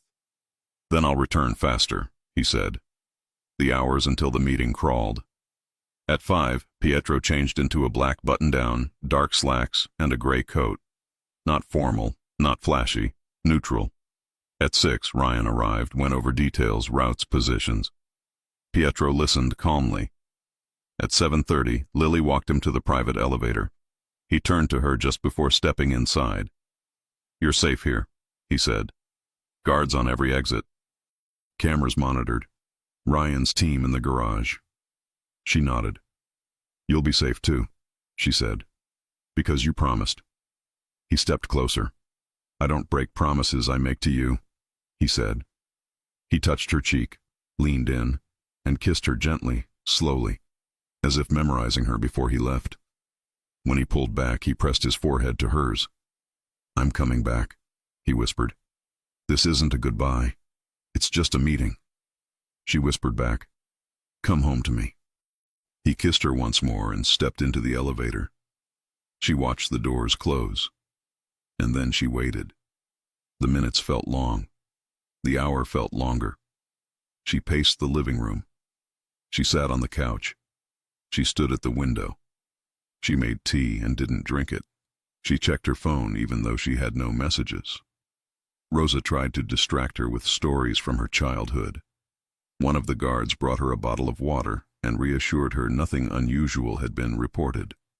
But her heart didn't calm until she heard the elevator ding.